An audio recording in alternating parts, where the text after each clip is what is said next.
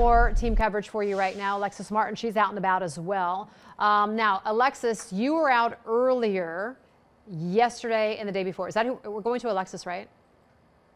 Yes. Alexis, you were cut in the hill, but now you're over on the Ohio side. Can you see a difference in the way that these roads have been treated?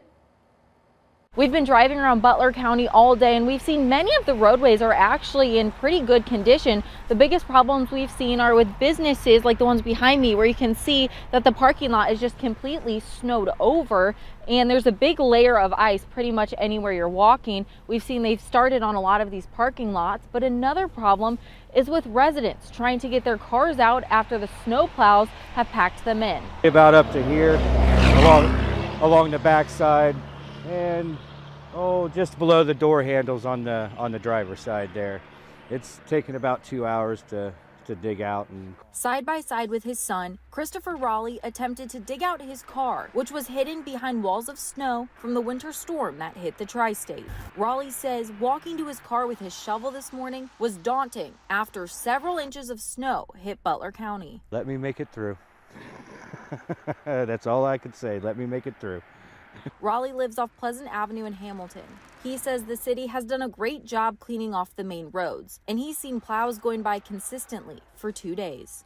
Raleigh says spending hours cleaning his car out from behind a wall of snow is a small price to pay for having safe roads. It is a necessity, and if you park out on the street, that's the risk factor that you take, is the fact that plows are going to be coming down, and you do stand that chance of getting plowed in. A little further out in Hamilton, we ran into Nicholas Sparks, who was shoveling for neighbors. He says he put out a post on Facebook offering his services to help dig people's cars out. It seems like before I can get the one job done, somebody else messages. Like Raleigh, Sparks says he's impressed with how the city and county have cleaned up the roads. But he says he knew there were people who may still have trouble leaving their homes because of plowed-in cars. I know that like a lot of my dad's friends and, some older people that can't get out and do it, I mean, yeah, I'm getting paid, but it's like, they, need a service done, so I figured somebody's got to do it. Sparks and Raleigh say they hope that cleaning off cars is one of the final steps in the county returning to normal. Sparks says after a now extended winter break, his kids are ready to be back at school. Got a set of twins inside that are heartbroken that they didn't get the chance to go back on Monday to see their friends and didn't get to go today to see their friends. So I've put the positive vibes out there that they're going back tomorrow.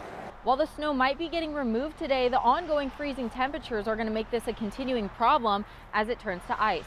Reporting in Butler County with photojournalist Tom DeWeese, I'm Alexis Martin, Fox 19 Now.